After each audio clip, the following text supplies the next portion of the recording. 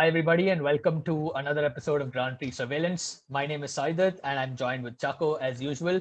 Now, we've had a bit of a break after that Monaco GP recap because there was nothing that happened in Formula One last weekend, but there was another race that more than like that really did make up for the loss of any other racing action, and that was the Indy 500, regarded as the greatest race in the world, but no doubt the greatest race in North America. That is for sure. Uh, in fact, I haven't followed Indy for a long time, but Chaco here has been following the sport for many years now. So let's start off with Chaco's opinion this time in terms of the Indy 500.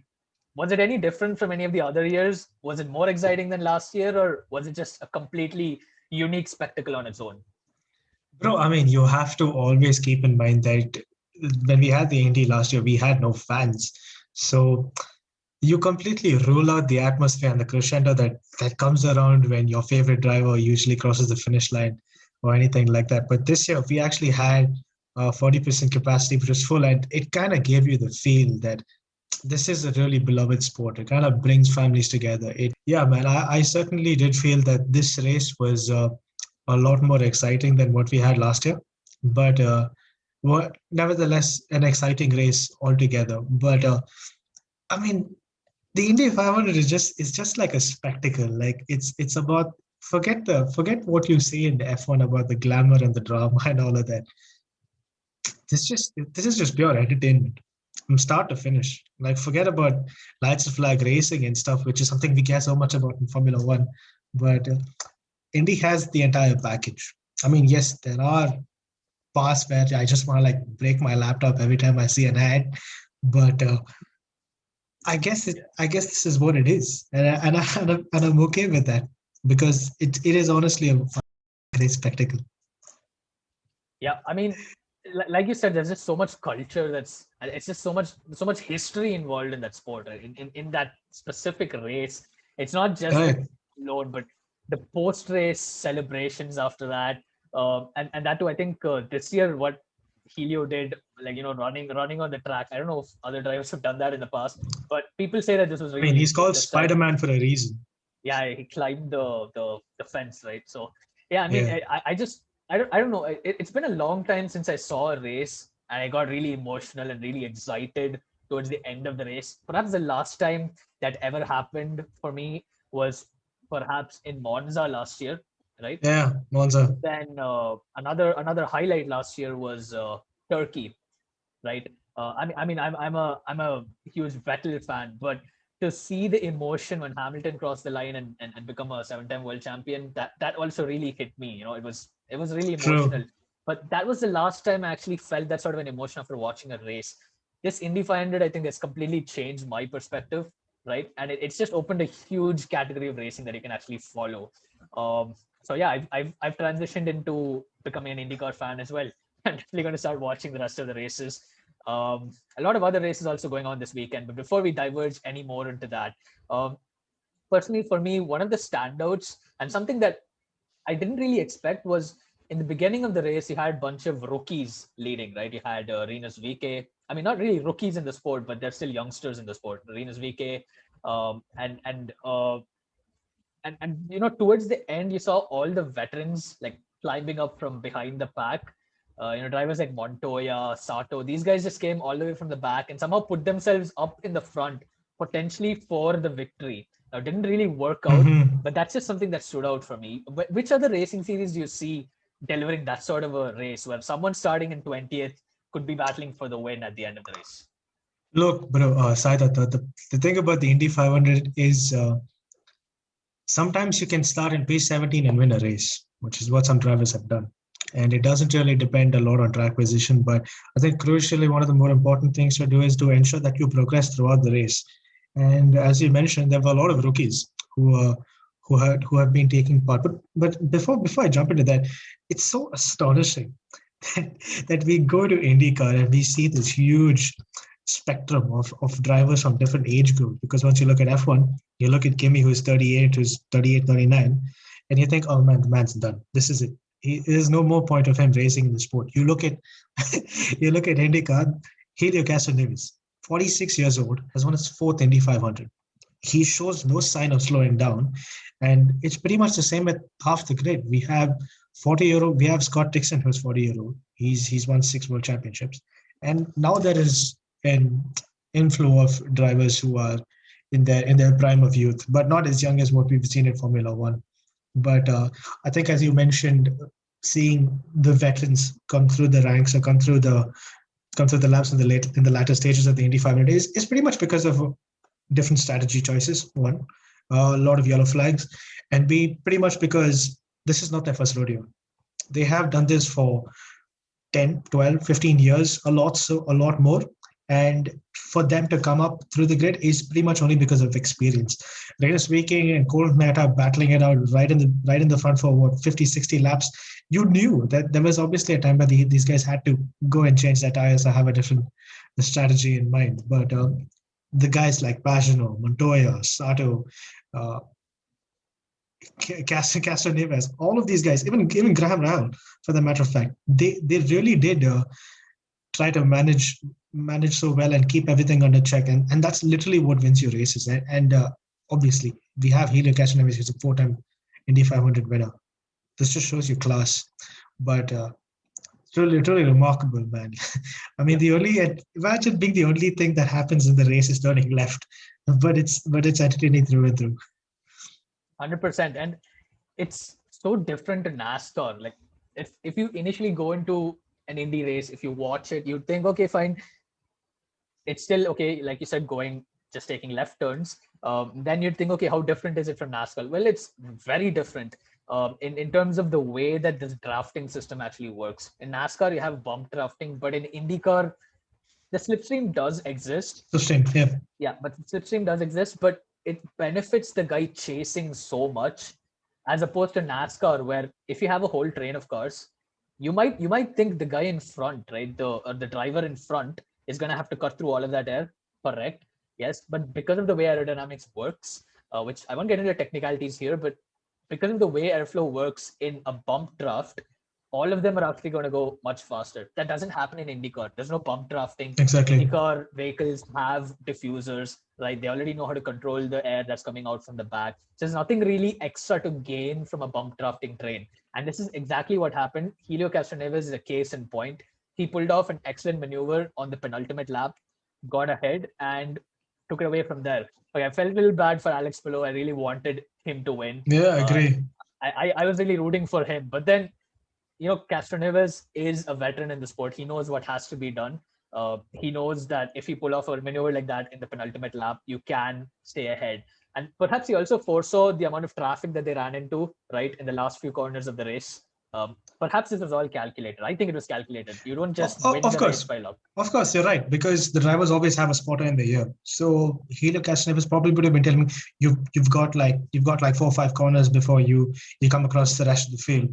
And we saw that in the last lap, Alex Palou was so close, yet he couldn't overtake him only because there was so much traffic on the field. So, as you say, it was clinical. He had to do it there, and he did it. But that's where experience shows. Alex Palou is a rookie. This is his first year in IndyCar. He has a race win under his belt, but this is just his first Indy 500. So I think you can cut him some slack. Sure. It's good that a lot of these guys have finished the race. Also, Brett Beretta Motorsport, who ran an all-women Indy team, for them to finish the race also is bloody brilliant, because this is something which is generally neglected in most other parts of the sport around the world. And to actually see an all-women team qualify, let alone finish the race in a good position from where they started, talks great amounts of how IndyCar is going to perform in promoting women in the sport in any way as well. 100%. To have a all-women crew take part in the greatest spectacle, one of the top tier races of the world, is definitely a huge step forward. And we hope that momentum, continues, and not just this series, but in multiple series across the world. I've been watching F1 for at least over 15 years of my life, and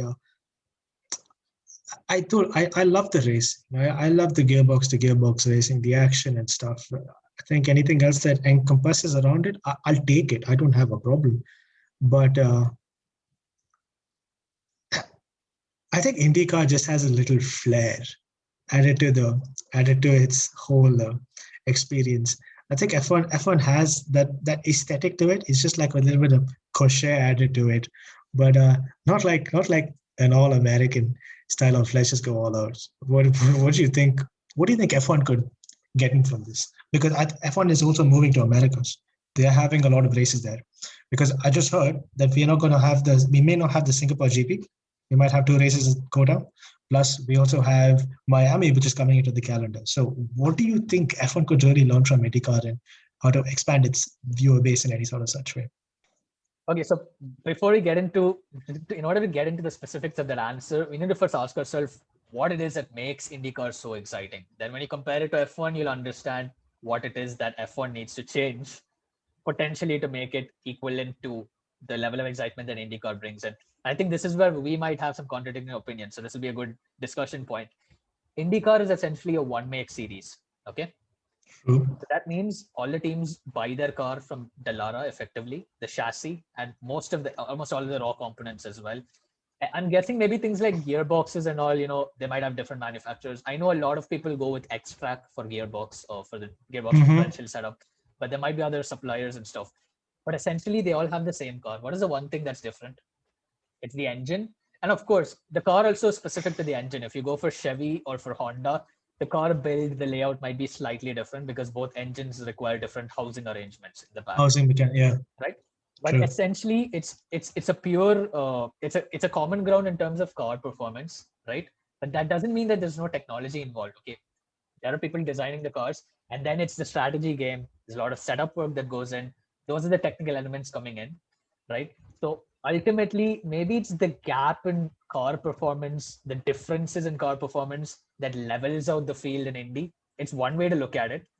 In Formula One, it's a bit of a money game also, right? Because your budget determines how much you can invest into R&D in a specific car. Your position, right now, a new rule, the finishing position will give you less amount of time in the wind tunnel. If you're a top end team, you get less time in the wind tunnel. So that's still trying to balance things out. But the very fact that they brought that rule in just shows that they're also realizing that maybe there has to be a more level playing ground. It shouldn't just be about the team that has the most money to spend. But that's just my opinion. Why do you feel the IndyCar series is more exciting in a way, right? We're not completely pushing F1 aside, but we're just saying some of the reasons Indy is more exciting in certain aspects. I think in a way you're right. I think you do take it in a very holistic way and say that. I mean, in a way, it is a one-way series. Yes, there are subtle differences between the Chevy and the Honda engine, just like how we see in a Super Formula with the difference between a Toyota engine and a Honda engine. But I mean, it's just that there is a mix of so many variables as well, which add into this. We have proper street circuits. We have purpose-built racing circuits, and we have ovals as well. We have change in driver lineups throughout the season. We don't often see the same driver do track races and oval races. There's a lot of discrepancy between that. So it just adds a little more of invariability to the entire pack. But then, as you said, there are a lot of similarities between a lot of the cars. So I think it does give you a level playing field. So I do agree on that point. But I think, moreover, I just want to talk to you in a sense where the sport, the kind of spectacle which Indy has brought to Americans has made it feel like it's a family sport. It brings people together. It is something that you can do along with the people around you, and it's basically built around a lifestyle, around the way you live your life. And Formula One to some people is probably like passion.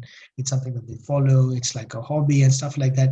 But when you look at America and you say NASCAR and IndyCar, it's like, this is what I do on a Sunday or a Saturday. This is what I do on a Saturday. I bring my wife and my kids. I have a beer, I have a barbecue, and I watch some racing. And this kind of like brings the entire sport together. I don't really know how I can put Formula One in that way. People like you and me pretty much watch the sport because of the history of its history and how we've basically grown up watching it. The amount of connection you can have with IndyCar to people, let's say in America, pretty much only because of American exceptionalist idea of having IndyCar in the first place and not doing anything else. Or it's the same with baseball or basketball. is the fact that it's built a lifestyle around it. But this is something that I think F1 misses. Like clearly, there is, and for so many years, this is what I felt. We have missed out on the emotion quotient of the sport.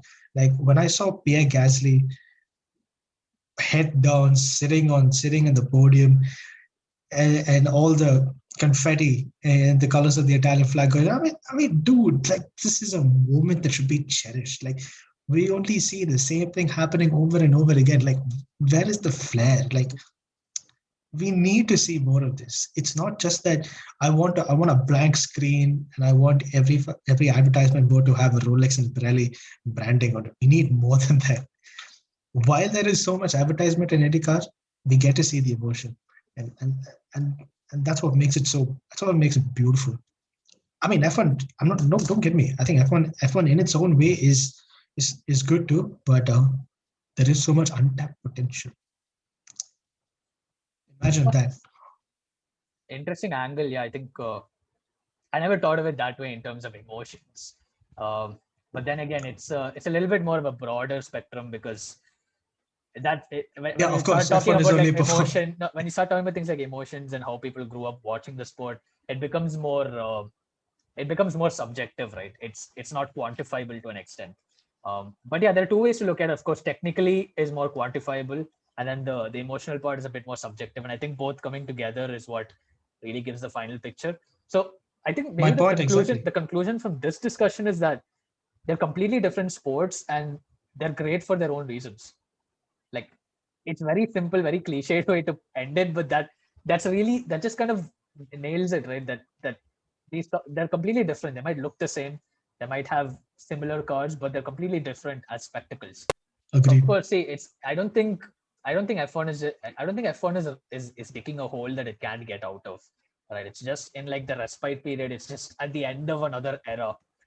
Let's hope things again shuffle around and change and become again all disordered in terms of who's going to finish. In terms of what's actually going to happen on track. I think things might change again next year. Um, To most as, fans, as long as the spectacle doesn't become artificial, right? no, it's a very good point because eventually, forget the emotional aspect of it. If we come back to raw racing, back to how it was in the 2010s, and nobody's going to give a shit for the rest. It does not matter. But what I'm trying to say is that we don't mind adding an extra flair to it and keep the racing exciting. That could be good. But as you said, it is the most important thing about Formula One is racing, and it should always be. Nothing can change about that. Because if you change that aspect, then you lose the very essence of the sport in its entirety. See, racing is never going to go away because the central aspect is that 1.5 hour, those 1.5 hours of this entire build up every weekend, those 1.5 hours on track where people are battling it out for championship points. It all comes down to that. Racing is always going to be there. It's just one can only hope it's going to be as good as what it used to be long back. But again, I don't think we need to be that harsh on F1 right now because this season's actually surprisingly been quite exciting up till now, right? We had a race like Monaco, which delivered something different. Um, so yeah, let's hope something happens this weekend, which coincidentally is Baku, Baku. a race which Yeah. initially was really boring. The first race, I think unanimously most of the F1 community felt it was boring, but then we had some really interesting races. So perhaps this track it's more circumstantial than anything else. The track itself, I think the final sector is the best. In my opinion, I like the final sector the most. The first two sectors of the track feel very actually after the castle section, it's pretty good. Second the second half Yeah. of the track is good. It's like a textbook 90 left 90 right kind of goes, It's like but Singapore. It's like it starts off as the Singapore track, and then but a suddenly there's little a more little bit of wider. yeah, and then suddenly there's this little bit of some sort of Gran Turismo track that you'll find with just sort of little tiny buildings and squeezing through, and then after that it spits you out into like this brilliant track after that. When after the castle I section, know. I really love the elevation changes. They're still sort of 90-degree corners. They're still very angled corners, but each corner is really different. We saw this happen with Charles Leclerc as well. I think turn 15, he went off wide. So it just tells that Yeah. the track just completely changes, right? So who Yeah, knows I mean, what's going it's to we happen. also have to We also have to keep in mind that just a few days ago, regular cars were going on these streets. Yeah. It's a normal street. There is a lot of dust still collected. Plus, it's very windy. It's right next to the Caspian Sea, so the amount of sand which can blow up on track is also pretty crazy.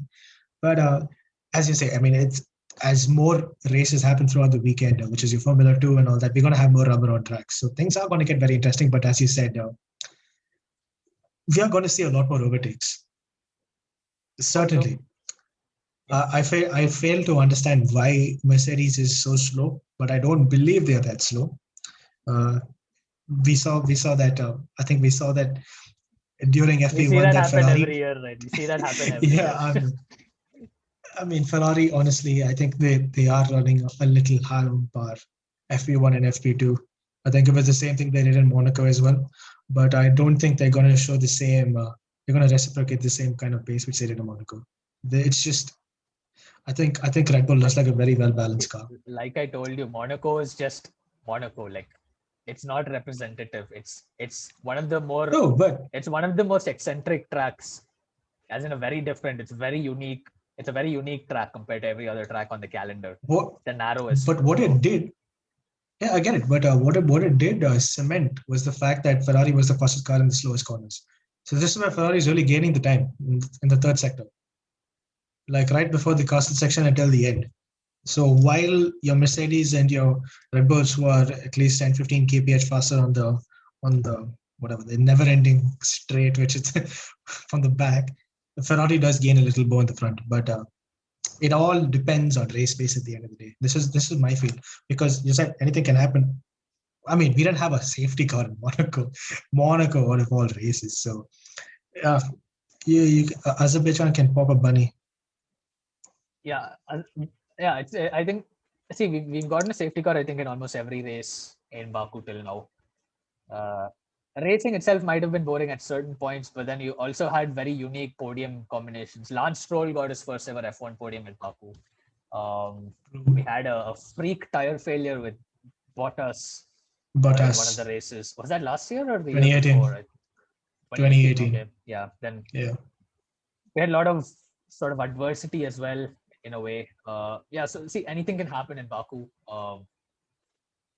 Random penalties, unforeseen problems. Uh, let's see how it exactly. goes. I mean, the race throws a lot of things, so that's something cool.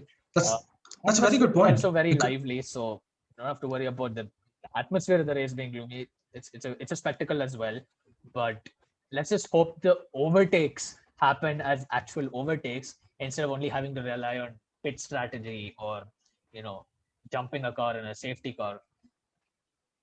So let's see. I mean, at this point, I'll take it, dude.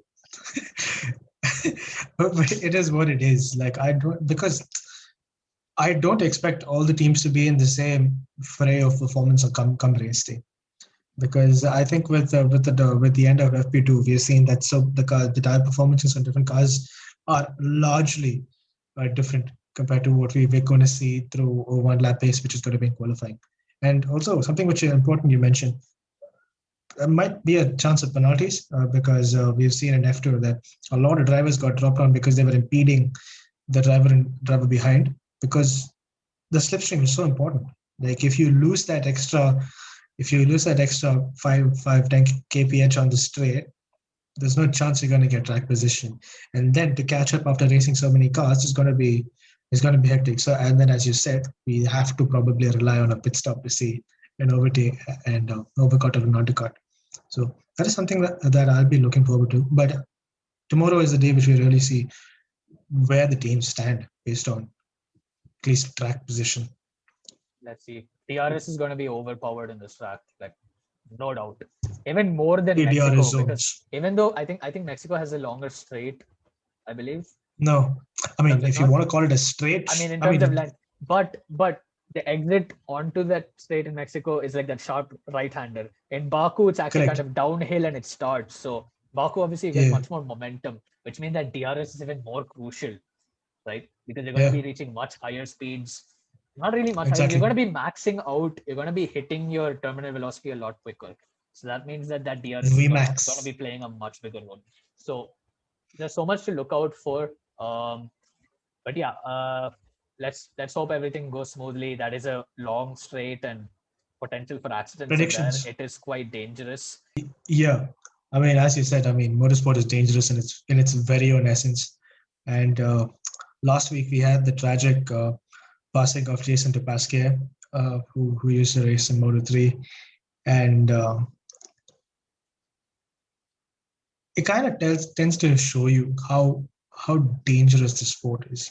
Like every time we switch on our laptops or our TVs or mobile phones to watch a race, we completely sometimes we neglect the fact that these people are willing to put their lives down and do what they love the best. And in many certain cases, they honestly don't care because they eventually do what they're doing and they will die for what they're doing. Jason Dupasquier was only 17 years old. And to comprehend the fact that at 17, what I was doing to be in his position, I really don't know how to compartmentalize this. And it truly tends to show you that it's not just another game. These people put their lives down on the line, not just for the cause of entertainment, but it's also because it's a way of life in its own way. But more importantly, it kind of shows you how competitive they want to be and uh, and what it's really worth. And Yep. Let's hope we get a good race this weekend to honor another yeah, fallen rider. But yeah, on that note, we've had one of the most dangerous races of the world just happened a few days back. And it's a good fortune that everyone got through in the Indy 500 safely. Um, even the right. crash that Graham Rahal had was at least in low speeds. So that was also fortunate that he wasn't going much faster when the tire went off. But yeah, let's hope things are very smooth in Baku as well. We had a clean race in Monaco last time around in F1. Let's hope Baku has some clean racing action, minimal crashes, and let's hope we don't have another Red Bull situation. What are your Because predictions? my predictions, honestly, I haven't gone through the practice results in detail, so I don't have a reference for pace. Um, but like I said, based on what people are saying, they assume Red Bull is going to be dominant here, simply because for some reason their engine's actually doing really well this year. Um, Still not as good as Mercedes, but again, Red Bull has the advantage in all the slower corners. So actually, no, wait, no, Mercedes has advantage in really slow corners, but Red Bull has the aero grip. So any Aero grip, corner yeah. that has a weird variation, especially sector two, they get a good run out of there and they get out of DRS zone. Then I think Max Verstappen and really hope Perez as well up front can potentially run away with it.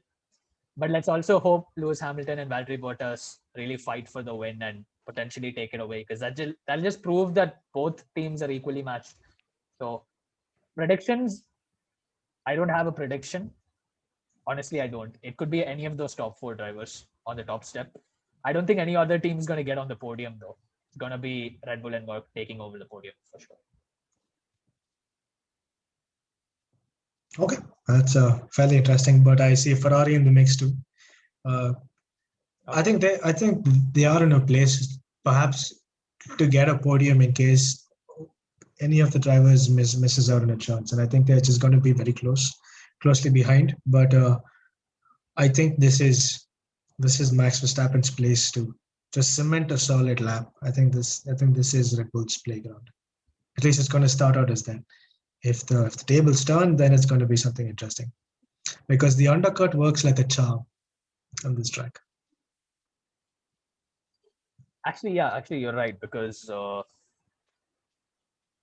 because firstly, people are going to be a lot closer. I think the pack won't spread out as much, at least not for the first few laps. But even if they do spread out, we have always seen this people who stop early, even after 10, 20 laps into the race, they end up like plumb last, right? There's very little chance of you getting spat out in the middle of the grid unless you choose to do so. And Yeah. on top of that, it takes time to like build up the tire temp and all that. So the earlier you do that, the better it is for you. So the undercut could work. Defending an undercut will be difficult, but not impossible. I just hope if Mercedes pulls off an undercut, Red Bull actually reacts on time. Otherwise, they're not going to be able to catch up. It's going to Love. become Barcelona all over again. It's gonna be Barcelona. It's gonna be Hungary. It's I want Mercedes to win this race, but I want them to fight for it. Just because that'll keep my hopes up that this season is going to be evenly matched. Yeah, Mercedes is always going to fight. You can't cut them out. They are fighters. I hope they have a good bounce back because they had a dismal race last time, guys. So in Monaco, so I think they're going to be coming back 2 times as strong. That's how Mercedes works. Yeah, agreed. Yeah. Cool. On that note, I think the build-up for Baku has been set. Let's hope we have a good race.